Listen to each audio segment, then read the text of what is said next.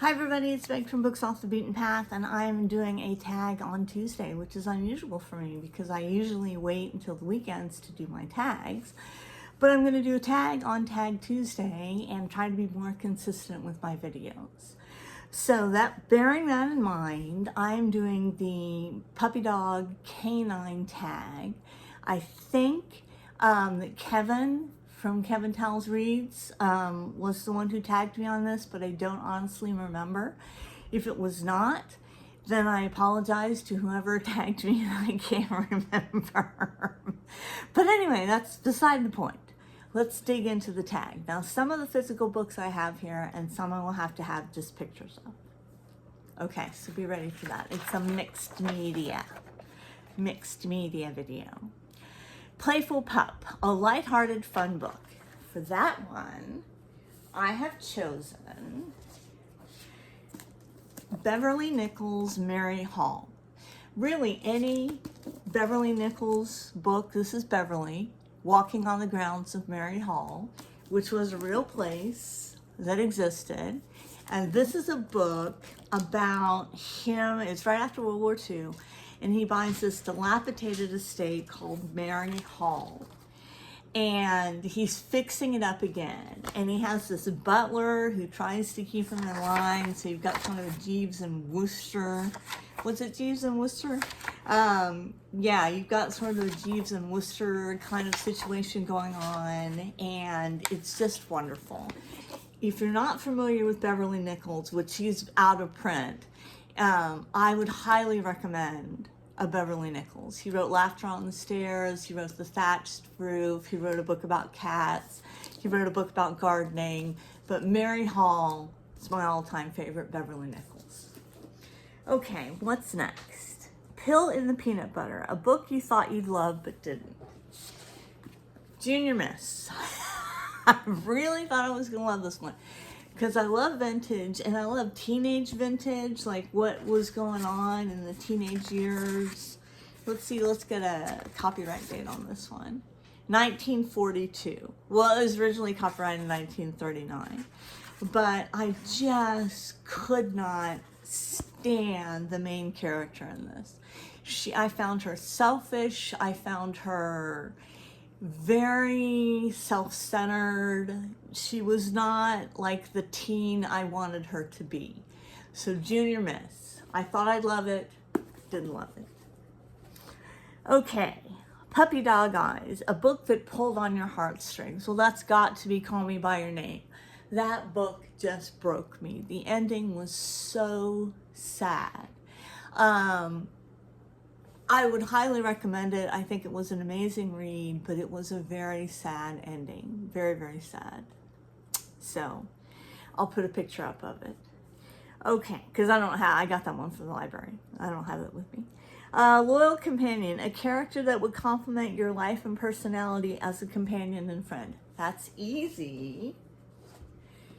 Nancy Drew. Wouldn't you love to have Nancy Drew as a friend and you could ride around in her roadster and go get milkshakes and crawl under everything? Here she is. There's an illustration.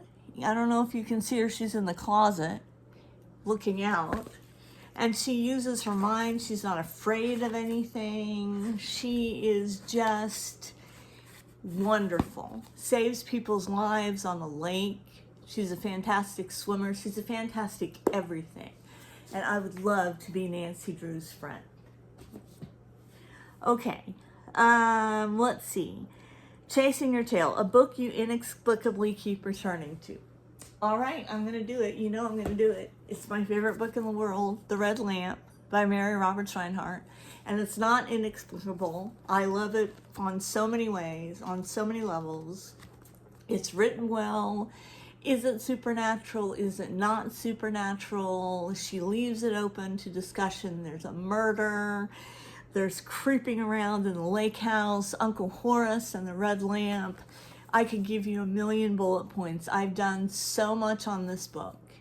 And I pressure people to read it. I do. I pressure people to read it, and I shouldn't do that. But yes, this one.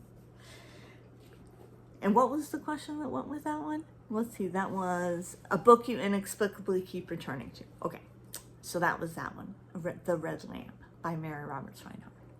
Want to see it again? No, you don't. Okay, a fictional location you'd like to walk your dogs through. Easy. Collinwood. Now, Collinwood, if you're not familiar with it, is the estate of where Barnabas Collins, the vampire, lives. And Victoria Winters is the governess slash companion slash femme fatale. She's not a femme fatale. Slash, you know, she's always in trouble and somebody has to save her and everything like that. But she's not irritating. I didn't find her irritating. But Collinwood is this grand estate and it's by the sea. It's a little bit creepy, but it's also beautiful. Like they have a patio and they go swimming and sunbathing and everything like that. So it's kind of like a creepy resort. And if Disney comes up with a creepy resort idea, they got it from me and they owe me some money. But Collinwood is where I would walk my dogs. Collinwood. Okay. He's Got Fleas, a character that irritated you to no end. Oh, that's an easy one. But I can't remember his name. Who out there has read Northanger Abbey? Do you remember the dad? So she goes and she gets invited to Northanger Abbey, and she's read all these gothic, I think her name's Catherine, and she's read all these gothic books and everything like that. Yes, her name is Catherine. And she's trying to live this gothic mystery life, and the father is such an ass to her, and I cannot remember his name, but he is such an ass to her, and then sends her back, just sends her packing, just says she has to leave right then and there, and sends her back to her family. And it's so embarrassing for her, and it's so frightening for her to be traveling alone in those times. Oh, couldn't stand the father in Northanger Abbey. Could not stand. Not her father, but the father of the people that invited her to go to Northanger Abbey, the brother and the sister. And you know, if I'm going to do a book review, I really should know these people's names. So, sorry about that. Okay. Favorite fictional canine. I have two. And I can't find the copy of the one that I have, and the other one I gave to my son Joe, and he's asleep, and so I'm not going to go in and wake him up. But first one's got to be Buck from Call of the Wild. He is the ultimate dog. He is brave, and he is smart, and he is loyal, and he is true, and he survives adversity, so it's got to be Buck. And then the second one is the Hound of the Baskervilles. Now that had to be a good dog. He had to be very well trained. And I don't know if you remember this or not, but they had to paint him with luminous paint. I think he was like a Great Dane. They had to paint him with luminous paint for when he would be seen on the moors and everything like that. And you know, he had to be a patient dog to be painted with this luminous paint.